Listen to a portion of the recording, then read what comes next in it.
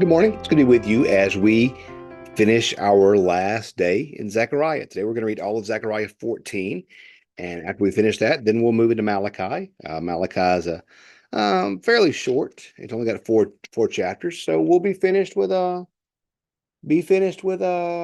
minor prophets in the next week or so. We may even I don't know we'll finish it this week. Probably not. Probably early next week, and then I'll be out of pocket one more time for a revival in back home the last week of July. But we're definitely back into our normal pattern now. So let's read Zechariah 14, the last chapter of Zechariah. See, a day is coming for the Lord, when the plunder taken from you shall be divided in your midst. For I will gather all the nations against Jerusalem to battle. The city shall be taken, and the houses looted, and the women raped. Half the city shall go into exile, and the rest of the people shall be cut off from the city. Then the Lord will go forth and fight against the nations, as when he fights on the day of battle. On that day his feet shall stand on the Mount of Olives, which lies before Jerusalem on the east. The Mount of Olives shall be split in two from the east to the west by a very wide valley. So one half of the mount shall withdraw northward, and the other half southward. You shall flee by the valley of the Lord's mountain, and from the valley between all the mountains shall reach Azel. And there you shall flee as you fled from the earthquake in the days of King Uzziah of Judah. Then the Lord my God will come, and the holy ones will be with him. On that day there shall be on that day there shall not be either cold or frost, and it shall be continuous day, as it is known to the Lord, not day and not night, for at evening time there shall be light. And on that day living waters shall flow out of Jerusalem, half of them from the eastern sea and half of them to the western sea. It shall continue in summer as in winter. The Lord will be king over all the earth. And that day the Lord will be one, and his name one. The whole land shall be turned into a plain from Gibeah to Ramon, south to Jerusalem. But Jerusalem shall remain aloft on its site from the gate of Benjamin to the place of the former gate, to the corner gate, from the tower of Haniel to the king's winepress, and it shall be inhabited, for never again shall it be doomed to destruction. Jerusalem shall abide in security. This shall be the plague with which the Lord will strike the peoples that wage war against Jerusalem. Their flesh shall rot, and while they are still on their feet, their eyes shall rot in their sockets, their tongues shall rot in their mouths. On that day a great panic from the Lord shall fall on them, so that each will seize the hand of a neighbor, and the hand of the one will be raised against the hand of another. Even Judah will fight in Jerusalem, and the wealth of all the surrounding nations will be collected, gold and silver and garments in great abundance. And a plague like this plague shall fall on the horses and the mules and the camels and the donkeys, whatever animals may be in those camps. Then all who survive of the nations that come against Jerusalem shall go up year after year to worship the King, the Lord of hosts, to keep the festival of booths. If any of these families of the earth do not go to Jerusalem to worship the King, the Lord of hosts, there will be no rain upon them. And if the family of Egypt do not go up to present themselves, then on them shall come the plague the Lord inflicts on the nations that do not go up to keep the festival of booths. Such shall be the punishment of Egypt, and the punishment of the nations that do not go up to keep the festival of booths.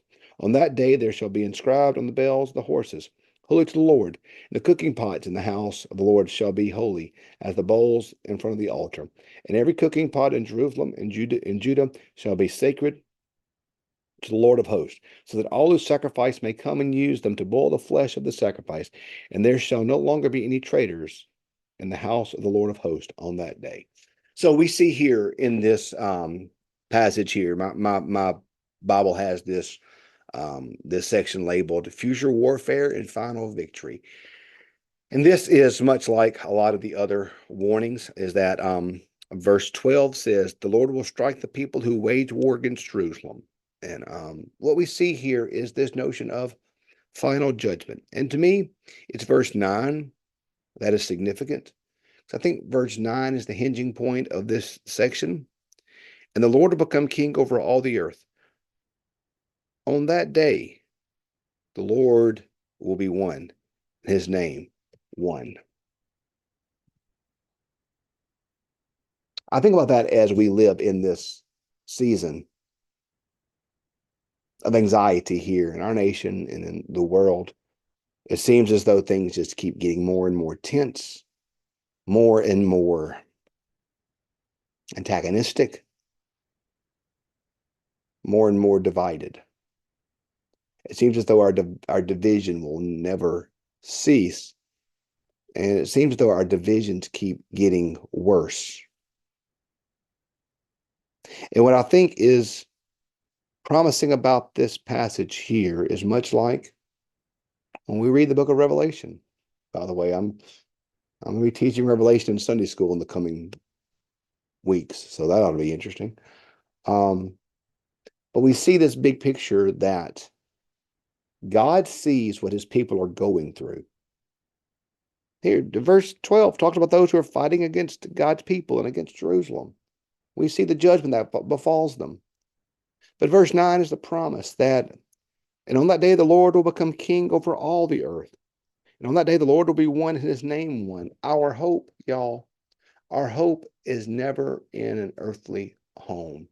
Our hope is never in an earthly salvation. Our hope is never in an earthly kingdom. So think about Hebrews 11. These individuals that are named as these saints of the faith, it says they were longing for a home not of this world. And it says, therefore, God was not ashamed to be called their God. So our home is never this world. Our home is never this world. Once we realize that this world is not our home, then we no longer fear the things of this world. And then we no longer try to make our home in this world. And that means we can then work for the good of this world. So do you see the freedom? If this world is my home, then I'm enslaved to this world. And I don't want things, my foundation is in this world and I'm terrified. But if my home is not in this world, and if I know that there's a better place coming, and I know that my true citizenship is somewhere else, then the things of this world don't have to fear. I don't have to be afraid of the things of this world. The things of this world don't have to drive up my fear or my anxiety. But I know that there's a better home a coming. There's a better home waiting in the sky, Lord, in the sky. There's something better. And I think of that old quote by C.S. Lewis. It's only since we have come to disbelieve in the world that is to come, that we've stopped becoming so faithful in the world that is now. When I know that my true home, my true foundation, my true place that I belong is not here, but it's that place where the Lord will become king over all the earth. And on that day, the Lord will be one and his name will be one. Then, hey, what do I got to worry about now? What do I got to worry about now? I just got to be faithful. I just got to try to love folk. I just got to proclaim the gospel. I just got to try to love my family, love my church, love my people, work to alleviate suffering, work to make it a better place, work to bring peace and freedom where I can, work to try to improve the lot of life. But when we realize that this world is not our home, then we actually become pretty faithful in this world.